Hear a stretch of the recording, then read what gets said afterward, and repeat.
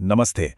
आज हम वैदिक ज्योतिष के एक बहुत ही गहरे और शांत नक्षत्र उत्तर भाद्रपदा की दुनिया में उतरने वाले हैं। ये विश्लेषण डॉक्टर गौरव भास्कर की सामग्री पर आधारित हैं, जो हमें इस नक्षत्र की खामोश ताकत को समझने में मदद करेगा। तो चलिए शुरू करते हैं। ये एक लाइन, बस एक लाइन, उत्तर भाद्रपदा के पूरे सार को मानो निचोड़कर रख देती है।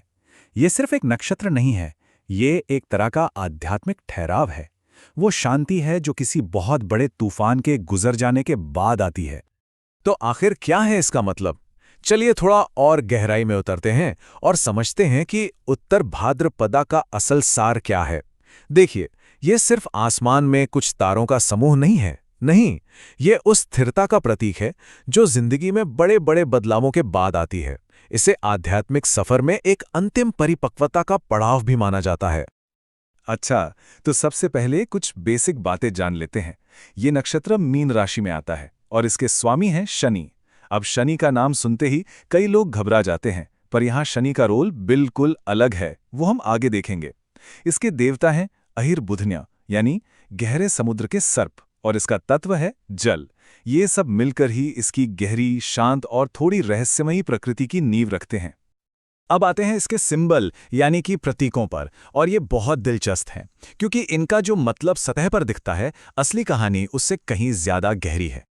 पहला प्रतीक है चिता के पिछले पाए। हाँ, सुनने में थोड़ा अजीब और शायद डरावना भी लगे। मृत्यु, भय, ऐसे ख्याल आते हैं, लेकिन ज्योतिष में, खासकर इस नक्षत्र में, इसका मतलब विनाश बिल्कुल नहीं है।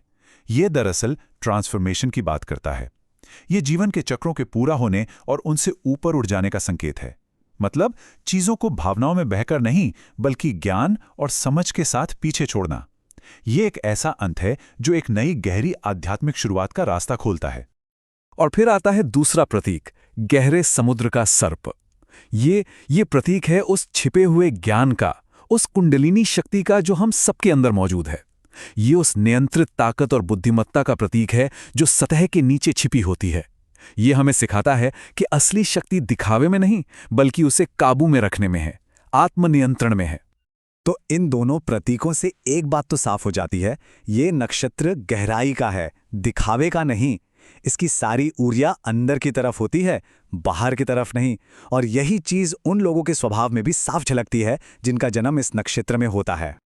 तो कैसे होते हैं वो लोग जिनके जीवन पर इस नक्षत्र का प्रभाव होता है? उनकी अंदर की दुनिया कैसी होती है? जैसा कि हमने कहा, ठीक गहरे समुद्र की तरह, ऊपर से एकदम शांत, पर अंदर विचारों और भावनाओं का एक पूरा समंदर होता है। ये लोग ना अपनी उम्र से कहीं ज्यादा मैच्योर और समझदार लगते हैं। जल्दी किसी पर भरोसा नहीं करते, थोड़ा समय लेते हैं, पर जब एक बार कर लेते हैं तो फिर उनकी वफादारी की कोई सीमा नहीं होती। इनकी इमोशनल स्ट्रेंथ कमाल की होती है, और इनका झुकाव कुदरती तौर पर फिलॉसफी, आध्यात्मिकता और दूसरों की मदद करने की तरफ होता है।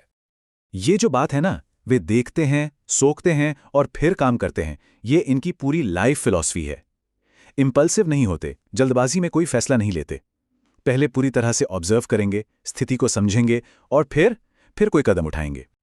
और ये तो बहुत ही खूबसूरती से इनके स्वभाव को बताती है। ये दूसरों के इमोशनल बोझ को चुपचाप अपने अंदर संभाल लेते हैं, बिल्कुल वैसे ही जैसे एक समंदर सारी नदियों को अपने अंदर जगह दे देता है। यही वजह है कि ये कमाल के सलाहकार बनते हैं। मुश्किल से मुश्किल घड़ी में भी ये शांत रहते हैं, ये कंपैशनेट होते हैं, लेकिन भावनाओं में बहते नहीं, और यही बैलेंस उन्हें सही रास्ता दिखाने की ताकत देता है।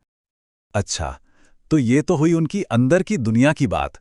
अब देखते हैं कि ये सारी क्वालिटीज उनकी असल जिंदगी में, उनके काम में, उनके रिश्तों में कैसे नजर आती हैं। इनकी जो पेशेंस वाली नेचर है ना, वो इन्हें कुछ खास तरह के कामों में बहुत सफल बनाती है, जहां लंबी सोच और धैर्य की जरूरत हो, जैसे स्पिरिचुअल टीचिंग, रिसर्च या एडमिनिस्ट्रेशन। हाँ, इनकी सफलता शायद रातों रात नहीं आती, पर जो भी ये बनाते हैं वो बहुत मजबूत और टिकाऊ होता है, समय की कसौटी पर खरा उतरता है। और जब बात रिश्तों की आती है, तो इनके लिए बाहरी चमक दमक, सुपरफिशियल अट्रैक्शन, ये सब ज्यादा मायने नहीं रखता। ये क्या ढूंढते हैं? इमोशनल सेफ्टी, एक ऐसा कनेक्शन जो आत्मा के स्तर पर हो। शुरू में थोड़ा रिजर्व लग सकते हैं, पर जब ये किसी से जुड़ते हैं तो पूरी ईमानदारी और वफादारी से जुड़ते हैं। चलिए अब इस विश्लेषण के सबसे गहरे हिस्से पर चलते हैं। इस नक्षत्र का आध्यात्मिक मकसद क्या है?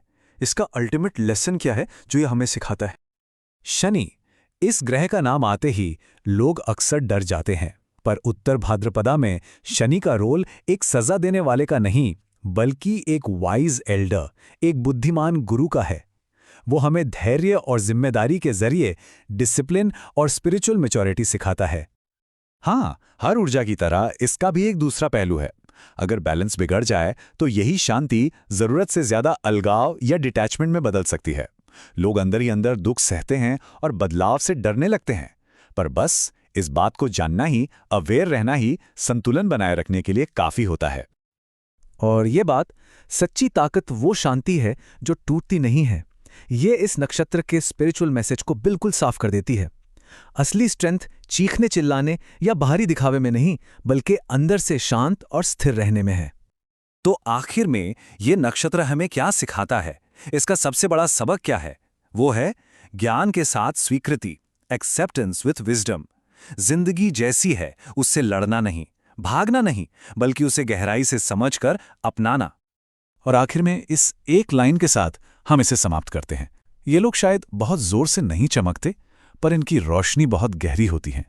ये वो आत्माएं हैं जो शोर नहीं मचाती, पर जिनकी मौजूदगी ही एक गहरा सुकून और प्रकाश देती है। उम्मीद है उत्तर भाद्रपदा नक्षत्र की ये गहरी यात्रा आपको पसंद आई होगी। ज्योतिष के ऐसे ही गहरे विषयों को और समझने के लिए हमारे साथ जुड़े रहें। इस जानकारी को अपने दोस्तों और परिवार के साथ शेयर करें और अपनी राय हमें कमेंट्स में जरूर बताएं। देखने के लिए आपका बहुत बहुत धन्यवाद।